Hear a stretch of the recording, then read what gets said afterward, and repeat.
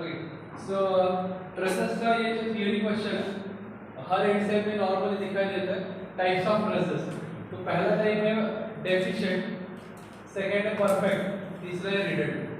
Three types है traces की। ये डायग्राम ड्रॉ करो, एन एंड जे के वैल्यूज लिखो, इतना ही काफी। ये ऑलमोस्ट 5 मार्क्स का थियरी क्वेश्चन, ये 5 मार्क्स आपके फिक्स हुए। अब ये ट्रेसेस मतलब क्या आपको बताया था कि दो हॉरिजॉन्टल एंड दो वर्टिकल के बीच में इंक्लाइन कंपोनेंट दिखा दे। अगर मैंने यहां पर फोर्स अप्लाई किया, यहां पर फोर्स अप्लाई किया तो ये जो बीम है वो बेंड होने के चांसेस है या वो टिल्ट भी हो सकता है, लाइक दिस टिल्ट हो सकता है because of application of weight. तो इसमें कोई एक कंपोनेंट मिस है, इसका नाम क्या है? डेफिशिएंट। इसमें नंबर ऑफ मेंबर्स कितने हैं, मतलब क्या लिखा है? Number of members. तो मेंबर्स कितने यहाँ पर 1 2 3 4 एंड नंबर ऑफ जॉइंट्स, यहाँ पर एक जॉइंट है, यहाँ पर एक जॉइंट है, यहाँ पर एक और यहाँ पर एक, टोटल 4 जॉइंट्स। तो ये इक्वेशन सेटिस्फाई कर रहा है for perfect truss n is equal to 2j minus 3। n कितना है? 4 और j का वैल्यू 4 यहाँ सब्स्टिट्यूट करो, 2 into 4 8 minus 3, तो दोनों मैच हो गए? नहीं। तो ये डेफिशिएंट ट्रस है, इसमें एक कंपोनेंट कम है, एक या दो कंपोनेंट्स कम होते हैं, इसलिए इसको डेफिशिएंट कहते हैं। देन परफेक्ट ट्रस, इसमें कितने कंपोनेंट्स हैं? 1 2 3 4 and 5, number of members are 5 और नंबर ऑफ जॉइंट्स देखो, यहाँ पर एक जॉइंट है, यहाँ पर एक जॉइंट है, यहाँ पर एक जॉइंट है, यहाँ पर एक जॉइंट है, जॉइंट्स आर 4। अब ये सेटिस्फाई हो, ठीक है। एंड यहाँ पर नंबर ऑफ मेंबर्स देखो 1 2 3 4 5 एंड 6 और जॉइंट्स कितने हैं? 4 ही है, यहाँ जॉइंट नहीं है, 4 जॉइंट्स। अगर वहां होता तो भी परफेक्ट ट्रस होता नहीं। इसको कहते हैं रिडंडेंट। अब मुझे सिर्फ ये दोनों कंपेयर करके बताओ, इन दोनों को कंपेयर करो। अगर लोड यहाँ पर अप्लाई होगा एंड यहाँ पर अप्लाई होगा तो कौन सा ट्रस सेफ है? ये रिडंडेंट है, वो सेफ है और ये तो आइडियल है, बट ये वो और ज्यादा सेफ है। लेकिन प्रॉब्लम क्या होता है कि परफेक्ट ट्रस जो अभी यहाँ पर एक ही इंक्लाइन कंपोनेंट है, यहाँ पर दो इंक्लाइन कंपोनेंट होता क्या है? देखो ओल्ड एज का इंजीनियरिंग कैसा था और अभी का इंजीनियरिंग कैसे है, उसका वो डिफरेंस है। आपने देखा होगा ऐसे बहुत सारे टेम्पल्स 1000 इयर्स से आज भी वैसे के वैसे, एंड 60 इयर्स पहले जो बिल्डिंग बना है वो गिर गया, ऐसा भी होता है। तो वो इंजीनियरिंग का डिफरेंस है। अभी अभी एक्चुअली यही करेक्ट है, बट क्या होगा ना, सिविल के जो स्टूडेंट्स हैं तो उनका काम भी बंद पड़ेगा अगर कोई बिल्डिंग 1000 इयर्स तक वैसे ही रहा। तो न्यू बिल्डिंग बनेगा, न्यू बिल्डिंग नहीं बनेगी तो सिविल इंजीनियर का काम ही नहीं रहेगा। हर आर्किटेक्ट ये सोचता है कि ये जो बिल्डिंग में बना रहा हूं वो 60 इयर्स में गिरना चाहिए, कोई नया बिल्डिंग बनाने को उसको मिलेगा। सो ये इंजीनियरिंग का डिफरेंस है। तब क्या होता था, अगर आपको सीओपी पता है, लाइफ में आप सीओपी अगर नहीं गए तो इंजीनियरिंग करने की यूज नहीं। आप सीओपी आप जाकर देख लो, बिल्डिंग तो देख लो। तो सीओपी जाने के लिए आप पुणे स्टेशन से मतलब आरटीओ से जाओगे तो उस ब्रिज को कहा जाता है संगम ब्रिज। एंड अगर आप मेट्रो का स्टेशन है कोर्ट रोड से आओगे तो और एक ब्रिज है, 2 रोड से सीओपी जाने के लिए। तो वो जो संगम ब्रिज बना था वो ऑलमोस्ट 160 इयर्स पहले बना था, 160 इयर्स पहले वो संगम ब्रिज बना। 160 इयर्स पहले मार्केट में सीमेंट का सिर्फ एक कंपनी, इसका नाम पहले एलएनटी था, शायद आपने सुना होगा। एलएनटी कंपनी का सीमेंट मार्केट में अवेलेबल था, लेकिन तब उन्होंने 2 रॉक्स के बीच में, यहाँ पर सीमेंट होता है, तब तो ब्रिक्स नहीं थे, तब रॉक्स यूज करते। ये जो मैं डार्क कर रहा हूँ पोर्शन, यहाँ पर क्या लगा है? सीमेंट ना, कंक्रीट, ठीक है। ब्रिक्स में यहाँ पर सीमेंट कंक्रीट लगा है। तो 2 रॉक्स के बीच में उन्होंने बॉन्ड किसका सबसे अच्छा है, तो तब मोल्डेड सिल्वर का यूज करते, सिल्वर को हीट करते एंड उसको पोर करते इस गैप। तो सिल्वर जब सॉलिडिफाई हो जाएगा तब उसका बॉन्ड सीमेंट से अच्छा है, बट कॉस्ट भी है। तो तब का इंजीनियरिंग क्या था, एक ही ब्रिज बनाएंगे, ऐसा बनाएंगे कि उसको कोई प्रॉब्लम नहीं है। 16 मतलब 100 ईयर्स के बाद वो ब्रिटिशर में बनाया। 100 ईयर्स के बाद हमें एक लेटर आ गया कि ये ब्रिज का लाइफ 100 ईयर्स हो गया, अब इसको डिमोलिश करो एंड न्यू ब्रिज कंस्ट्रक्ट करो। तो वो हमारे यहाँ के जो गवर्नमेंट ऑफिशियल्स है उन्होंने डस्टबिन में डाल दिया। आज भी वो ब्रिज वैसे के वैसे 160 ईयर्स के बाद उसको पैरेलल एक ब्रिज बनाया। आप जाकर देखोगे तो समझ में आएगा। मेट्रो स्टेशन या जिसे कोर्ट रोड कहा जाता है, आरटीओ से कोर्ट रोड से आप सीएमपी जा सकते हैं। वो ब्रिज 40 ईयर्स पहले बना था, 40 ईयर्स पहले। रेलवे का ब्रिज है, उसके साइड में नॉर्मल व्हीकल्स का ब्रिज। तो एक दिन ऐसा वो मॉर्निंग 5 o'clock एक पर्सन 2 व्हीलर से जा रहा था, उसको पता नहीं वो कैसे रिवर में गिर गया। 4 फीट डायमीटर का एक होल उसमें आ गया, 4 फीट डायमीटर, उसका व्हीकल के साथ वो नीचे गया। वो ब्रिज सिर्फ 40 ईयर्स ओल्ड। तो तब का इंजीनियरिंग और आज का इंजीनियरिंग ये डिफरेंस है। अगर 99 से पहले, अगर आप 99 से पहले कोई मारुति 800 आप लेते हो, ठीक है, मारुति 800 ऐसे जा रहा है और साइकिल वाला पर्सन जो उसको परपेंडिकुलर हिट कर रहा है लाइक दिस, तो साइकिल का टायर बेंड होता था। आज जो मैं किसी कंपनी के बारे में नहीं बोल रहा हूँ, लेकिन आज का 4 व्हीलर अगर उसी कंपनी का हो, सेम साइकिल उसको हिट करेगा तो उस कार का डोर बेंड होगा। तो देखो कोई रॉकेट साइंस नहीं है किसी व्हीकल का एवरेज ज्यादा दिखाना, ये कोई रॉकेट साइंस नहीं है। वेट कम हो जाएगा, वो जो डोर का थिकनेस है, डोर का थिकनेस वो 1.7 mm था पहले, अभी 1.2 mm आ गया। तो थिकनेस कम हो गया तो क्या हो जाएगा, वेट कम हो जाएगा। वेट कम हो जाएगा तो ऑब्वियसली एवरेज बढ़ेगा, इसमें कोई रॉकेट साइंस नहीं है। लेकिन स्ट्रेंथ तो रिड्यूस हो ना, स्ट्रेंथ तो रिड्यूस हो तो लाइफ भी रिड्यूस हो जाएगा। स्ट्रेंथ नहीं है तो लाइफ भी रिड्यूस हो जाएगा। सो इम्पोर्टेंट क्या है, वो इंजीनियरिंग का डिफरेंस है। अब आप कहोगे कि 1.7 mm इतना स्मॉल है, 1.2 भी उतना ही स्मॉल है, तो डिफरेंस क्या है? डिफरेंस एक एग्जांपल से आपको बता दूं, आपको समझ में आ जाएगा। एसएमई में मैन्युफैक्चरिंग का पार्ट हुआ है, उसमें टर्निंग ऑपरेशन करके है, टर्निंग है क्या? टर्निंग ऑपरेशन क्या होता है? एक सिलेंडर है और इसका डायमीटर जो है वो आपको रिड्यूस करना है। इस सिलेंडर का डायमीटर रिड्यूस करना है, उसको हम क्या कहते हैं, टर्निंग। तो ये जो टूल है यहाँ पर प्लंज करेगा, स्लाइडली अंदर जाएगा। ओके, ये जो सिलेंडर वो रोटेट हो रहा है एंड इस टूल को आप प्लंज करोगे अंदर एंड देन लेफ्ट साइड लेकर जाओगे तो इस सिलेंडर का डायमीटर कम हो जाएगा। तो जो रिमेनिंग मटेरियल है ना, remaining material in the form of chips नीचे गिर जाएगा। ऐसे कुछ तो चिप्स के मटेरियल वो नीचे गिर जाएगा, ये देखा आपने? तो ये जो चिप्स है ये आपका समझ में आएगा। अनवांटेड मटेरियल फॉर्म चिप्स क्या है, वो नीचे गिर जाएगा। तो इंडस्ट्री में क्या होता है, ये जो चिप्स है आफ्टर एवरी 8 आवर्स उसको हम क्या कहते हैं, शिफ्ट। एक मशीन पर ये टर्निंग ऑपरेशन एक वर्कर कर रहा है, ये चिप्स जो जमा हो जाते हैं वो सिंक में गिर जाते हैं, ऑयल एंड सिंक दोनों मिक्स ही होते हैं। तो एक वर्कर, एक हेल्पर आता है उस मशीन के आफ्टर 8 आवर्स और वो अपने हाथों से वो चिप्स सारे निकाल कर उसका एक बिगर पॉट होता है, गमेला मट, तो उसमें रख देते हैं एंड स्टोर में लेकर जाता है। स्टोर में एक फिल्टर होता है, उस फिल्टर पर डाल देते हैं, तो ऑयल नीचे गिरेगा, वहां से स्टीम आता है, वो जो चिप्स है वो चमकने लगते हैं एंड चिप्स सारे एक सैक में होता है, भरूटे होता है, एक सैक में रख देते हैं। हर मशीन का यही प्रोसेस होता है। तो आफ्टर 1 मंथ ये जो अनवांटेड मटेरियल है ना चिप्स, वो कंपनी सेल करती है। अब सेल करने के लिए जैसे आईपीएल का ऑप्शन होता है वैसे 3-4 लोग आते हैं और वो कहते हैं इतना टन चिप्स है, आपको कितना देना है।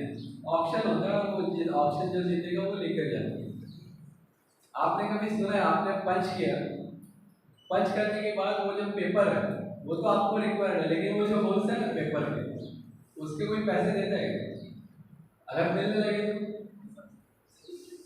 ये जो अनवांटेड मटेरियल है ना, that is made up of steel, तो ये सेल करने के बाद कंपनी को कितना पैसा मिलता है, वो जो हेल्पर है जो हाथ धंधे करके वो सब उठा रहा था उसका पेमेंट हो जाएगा। कितने हेल्पर है उस सबका पेमेंट हो जाएगा। जितने मशीन चल रहे हैं उन सारे मशीन पर जो काम करते हैं उन वर्कर का पेमेंट भी निकल जाता है उस शिफ्ट के सैलरी से। प्लस उनके ऊपर एक सुपरवाइजर होता है उसका पेमेंट निकल जाएगा, उसके ऊपर जो इंजीनियर है उसका पेमेंट निकल जाएगा, जनरल मैनेजर है सबका पेमेंट निकल जाता है, प्लस 1 मंथ का लाइट बिल। किससे मिला? शिफ्ट से। वांटेड मटेरियल सेल करने से तो प्योर प्रॉफिट है, अनवांटेड मटेरियल सेल करने से इतना एक्सपेंस निकल जाता है, ये अगर आप सेल करोगे तो प्योर प्रॉफिट होता है। समझ में आ गया? स्टील का कॉस्ट क्या है आप समझ में आ गया? 1.27 है, 1.7 mm का जो डोर था 1.2 mm करेंगे तो कंपनी को कितना प्रॉफिट होगा? ओके, ये स्टील का कॉस्ट है। ओके, अब ये समझ में आ गया कि एक्स्ट्रा कंपोनेंट क्यों ऐड नहीं किया, कॉस्टिंग बढ़ेगा, कॉस्टिंग रिड्यूस करेंगे तो ही कस्टमर लेने वाला है ना। इंडिया में क्रूज शिप का भी एवरेज पूछा जाता है, ऐसा ऐड आपने देखा होगा। So cost is one factor.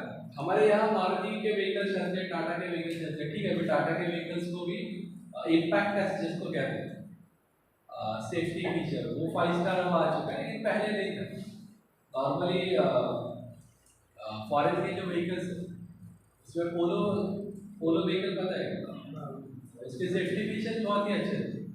वो सिर्फ इतना ही कहते थे कि अगर आप हाईवे पे जा रहे हो एंड कोई एक्सीडेंट अगर हो जाए, आपकी फैमिली आपके साथ है, तो 5 स्टार रेटिंग चाहिए कि नहीं चाहिए, इतना ही वो बोलते थे, बाकी कुछ नहीं बोलते थे। 3 सिलेंडर जर्मन मेड वगैरह वो कुछ भी नहीं बोलते।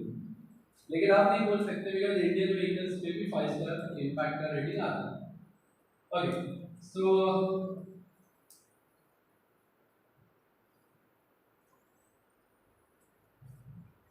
यहाँ पर 6 कंपोनेंट अगर ऐड होता है तो ये आइडिया क्यों नहीं, ये आपको रीजन समझ में आ रहा है, ठीक है। ये भी इक्वेशन सेटिस्फाई नहीं करता, इसको रिडंडेंट कहते हैं। ये जो थियरी आपको 6 मार्क्स के लिए 5 और 6 मार्क्स के लिए हर एग्जाम में आता है, ठीक है। ये आपने कॉपी कर लिया, क्वेश्चन ले लेते हैं।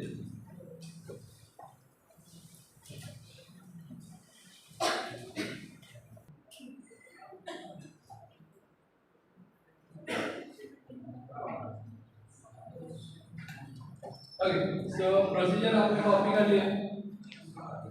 Method of joints complete traces के लिए FX/Fy moment and consider the joints.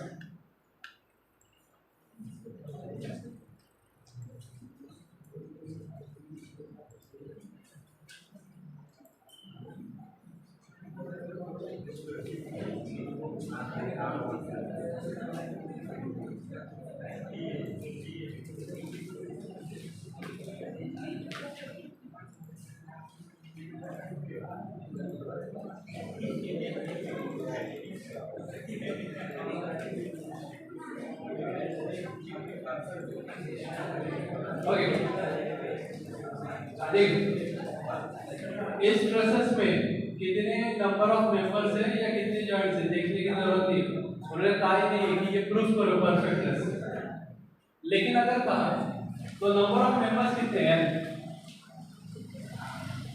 Number of members कितने हैं 1 2 3 4 5 मेंबर्स हैं, और जॉइंट्स कितने हैं 1 2 3 4। तो n इक्वल टू फॉर्मूला है 2j माइनस 3, यहाँ पर आएगा 5 2 into 4 minus 3। तो अगर आपको क्वेश्चन में कहा जाएगा इज द ट्रेस परफेक्ट, तो इसका आंसर क्या होगा परफेक्ट ट्रेस। ये 1 मार्क के लिए क्वेश्चन एग्जाम में आ सकता है, ये बात आप कॉपी कर दो। और इसका फ्री बॉडी डायग्राम, इसका फ्री बॉडी डायग्राम ए पर आपको सपोर्ट कौन सा दिखाई दे रहा है, हिप सपोर्ट। एच कहां पर लेना है, लेफ्ट के राइट, लेफ्ट। क्यों? बिकॉज ये 3 जा रहा है राइट, और ये जो VC है ये इंक्लाइंड है। रोलर सपोर्ट अगर नॉर्मल होगा तो वर्टिकल रिएक्शन देगा, रोलर सपोर्ट नॉर्मल होगा तो वर्टिकल रिएक्शन देता है, इंक्लाइन होगा तो ये अगर एंगल 30 है तो इस रिएक्शन का एंगल क्या होगा 60, रिएक्शन का एंगल 60 है। यहां पर आप लेते हो आरसी एट एन एंगल 60, ये वो कंप्लीट फ्री बॉडी डायग्राम। अब मोमेंट आप लेते हो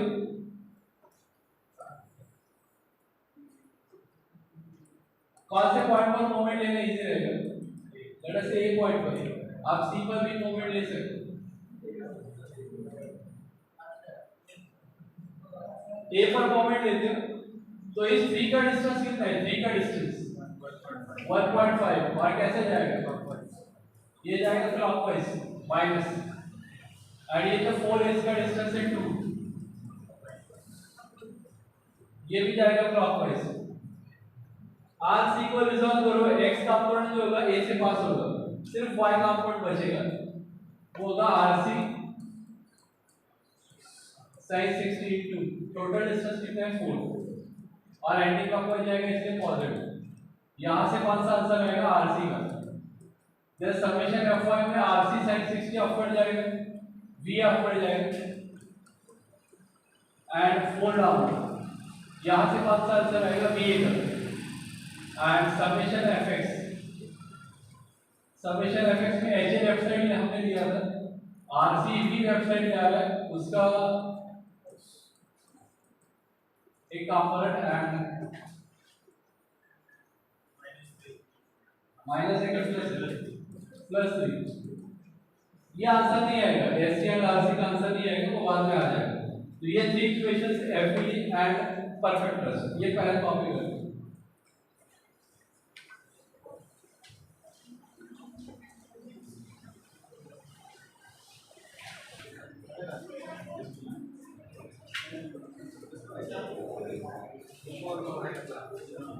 ओके, वो इसका आंसर आरसी बी है और एच का आंसर चेक कर लो, नहीं आया तो बात तो निकाल लो। एंड इस क्वेश्चन में फाइंड क्या करना है वो देखते हैं।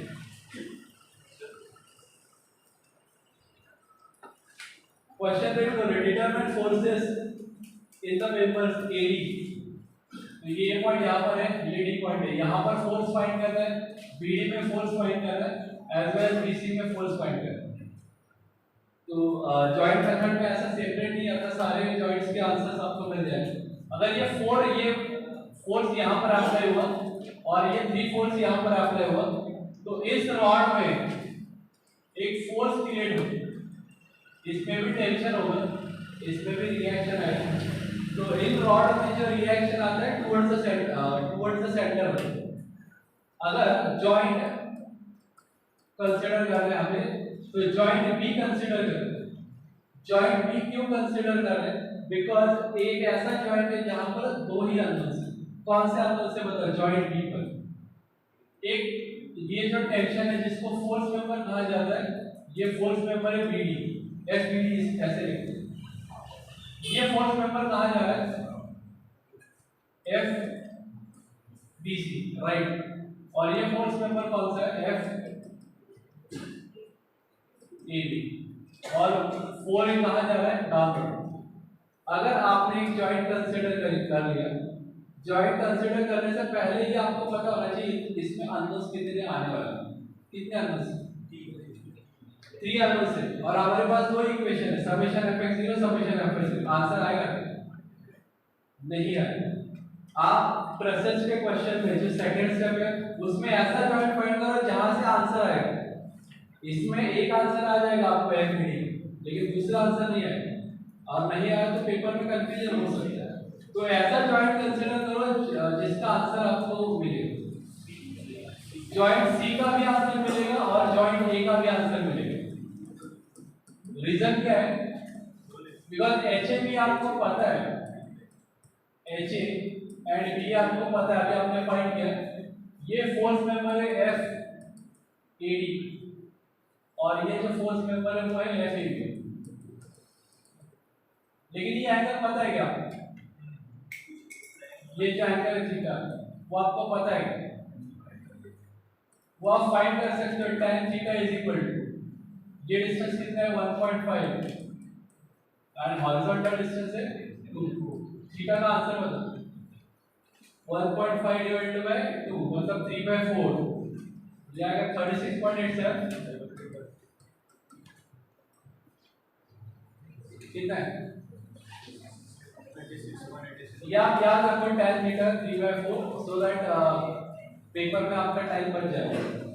ये जो एंगल है वो है 36.87। अब हमारे पास दो इक्वेशंस है, कौन से? Summation fy and summation fx। सो पहले समेशन fy ले लो। v अपर जा रहा है, v आपको पता है कितना है, प्लस fad sin 36.87। यहां से आपको कौन सा आंसर मिलेगा? fad का, बिकॉज v आपने अभी फाइंड किया है। And summation fx minus ha plus fad cos 36.87 plus fab is equal to 0। यहां से आपको fab का आंसर मिलेगा। रीजन क्या है? fad आपको पता है, ha आपको पता है, तो fab मिल जाएगा। कितने मेंबर्स फाइंड करने हैं? यहाँ 5 मेंबर्स है, कुल में फोर्स 5 होंगे, तो 5 फोर्सेस आपको फाइंड करना है। इस जॉइंट से आपको 2 मिल गए। ओके, इसके बाद आप जो a कंसीडर करने के बाद b कंसीडर कर सकते हो। इसका summation fy fbd minus 4 is equal to 0। यहाँ से fbd मिल गया, summation fx minus fab plus fbc is equal to 0। यहाँ से आपको क्या मिलेगा? fbc। तो 1 2 एंड 3 ये दोनों तो आपको मिल गए, और ये भी मिल गया और ये भी मिल गया। कौन सा बाकी? ये बी है, ये डी पॉइंट है और ये सी पॉइंट है, ये आपको अभी तक नहीं मिला। तो एफ सी डी के लिए आप कोई भी जॉइंट कंसीडर कर सकते हो। जॉइंट डी भी कर सकते हो एंड सी भी कर सकते हो। सो ये वो जॉइंट ए, ये आपको पहले सॉल्व करना था। जॉइंट डी आपको दूसरा सॉल्व करना है। एंड थर्ड आपको फाइंड करना है जॉइंट फोर्स FCD। तो उसके लिए जॉइंट बी कंसीडर करो या सी, कोई एक। ये थी कहां जा रहा है? राइट साइड, देन FCD इसका एंगल 36.87 ही होगा, बिकॉज ये भी एंगल थीटा है और ये भी एंगल थीटा है। देन ये डाउनवर्ड जाएगा फोर्स FBD, ये आपको पता है, एंड ये फोर्स FAB ये भी आपको पता है, इसका भी एंगल सेम है। तो कौन सा इक्वेशन कंसीडर करोगे सो दैट आपको FCD मिलेगा? FCD इंक्लाइंड है, वो दोनों इक्वेशन में आता है। तो समेशन Fy लो या Fx लो, कोई एक इक्वेशन लो, बिकॉज FCD हमें एक ही बार फाइंड करना है। समेशन Fx समेशन Fy दोनों से सेम ही आंसर आएगा। तो टोटल इक्वेशन कितने यूज किए? टोटल इक्वेशंस पहले के 3 छोड़ दो।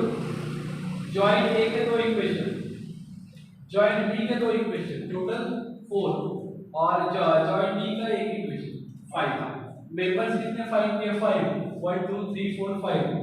जितने जो मेंबर्स आपको फाइंड करने उतने ही इक्वेशंस ले लो। फर्स्ट 3 इक्वेशंस और ये 5 इक्वेशंस, टोटल 8 इक्वेशंस। तो नॉर्मली ट्रेसेस में 10 to 12 इक्वेशंस आपको सॉल्व करने हैं, उतने ही आने हैं। ओके, ये क्वेश्चन एग्जाम पे, ये जुलाई 23। 5 मेंबर्स है, 5 इक्वेशंस। कर